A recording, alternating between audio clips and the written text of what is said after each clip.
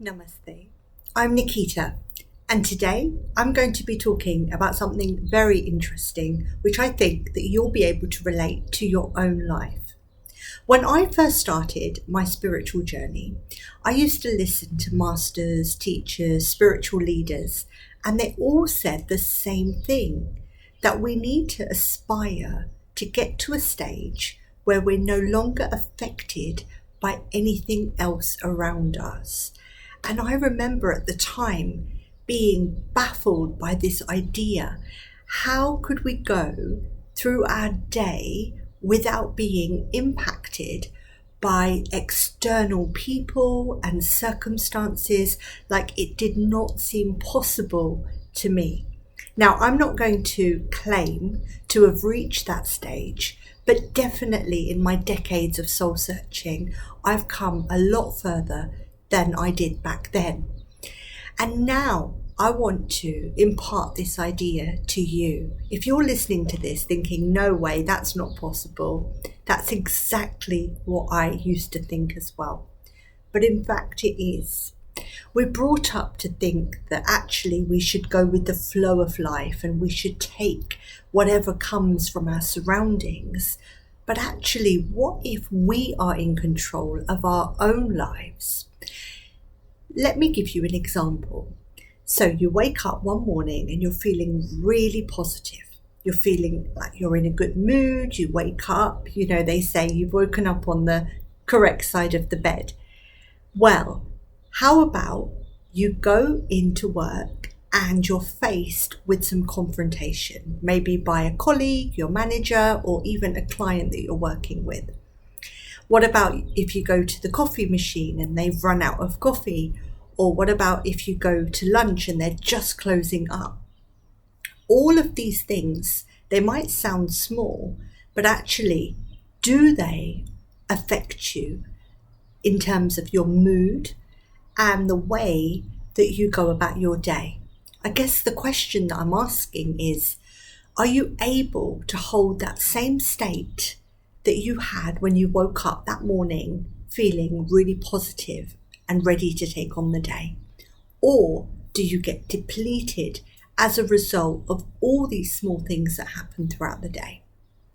So the aim is not to remain unaffected as such, which is what I used to think. So I used to listen to these leaders speaking and think that they're saying, okay, somebody should be shouting at me and I should not be feeling anything. Well, that would be emotionally numb. We're not saying that at all. What I've come to realize is it's like going up and down, up and down. So life is a bit like that. It can at times feel like a gentle wave, and at other times it can feel a lot more like a roller coaster. But what we want to do is, our aim when we say to not be affected is actually to be able to bring ourselves back to our original state. So if we use my roller coaster example, we want to be here in this neutral state. In fact, waking up really positive and high is actually not what we want. Nor is it to wake up feeling low and sad. We actually want to be in the middle. That's the aim, that equilibrium, as we call it, the harmony, that sweet spot.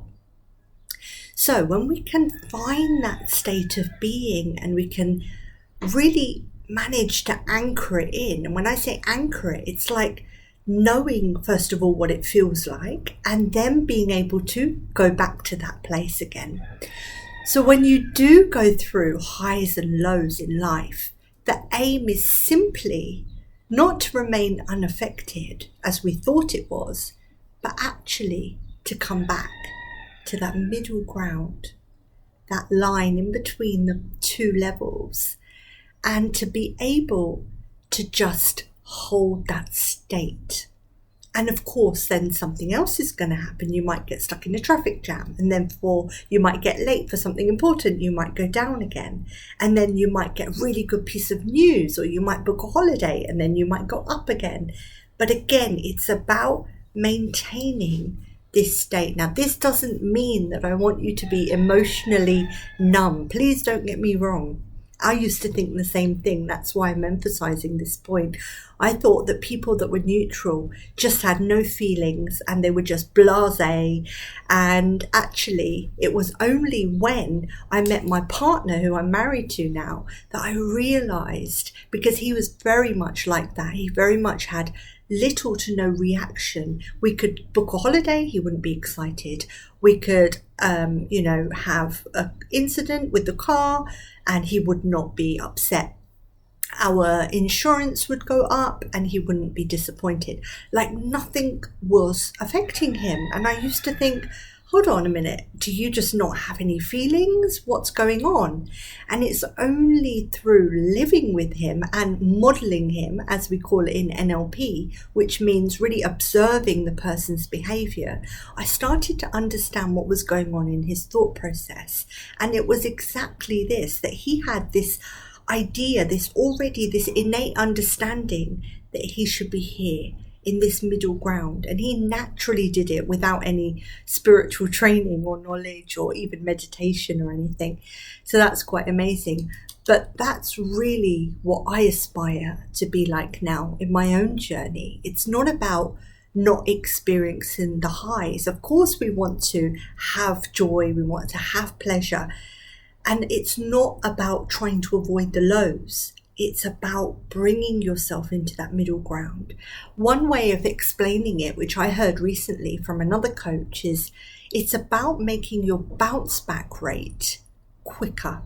And what that means is exactly that. So your bounce back rate is that rate in which you bring yourself back up to that state. So if something happens that makes you feel bad, like you miss your plane, for example, that's going to cause a lot of inconvenience, that has a ripple effect, you're late getting back to pick up your children, like whatever it is that's going on, yes, okay, I can't change those circumstances, but what I can change is the way that I react to those circumstances. And so using that analogy, it's like, how quickly can I bring myself back up again?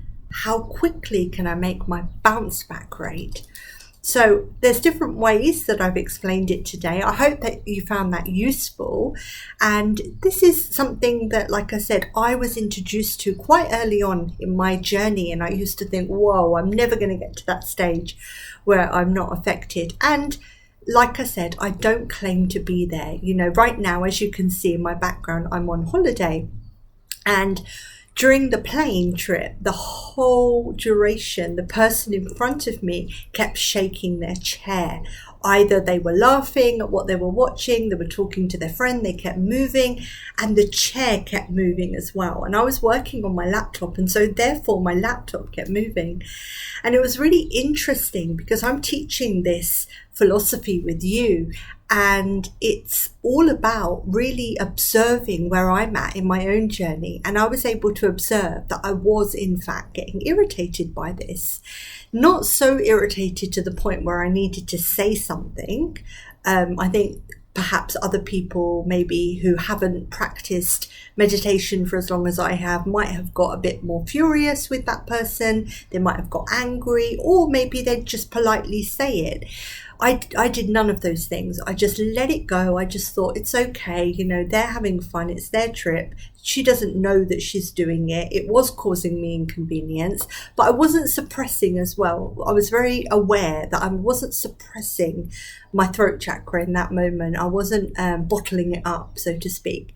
I was just choosing not to make a big deal of it. But that was something that was in fact irritating me. So if I go back to my roller coaster analogy, it did actually bring me down because it made me feel like, oh, I'm going to a holiday and I'm already starting to feel, you know, a little bit on edge. And then when I came through the airport, there was such a long queue at passport control.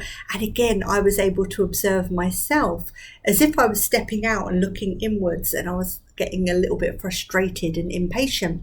But then also I was able to observe my husband, who, like I said, does no meditation, watches no videos at all, is not at all spiritually inclined, and yet he was cool as a cucumber, didn't mind at all. He said, oh, well, at least we've got here safely, and the flight was very smooth, and always looking on the positive side, remaining in that neutral state. And that was quite powerful actually for me, to be able to recognize that actually I still have inner work to do. So that's why I say I'm not going to claim to be somebody that's mastered it all. I definitely do not call myself a master or a guru or anything like that.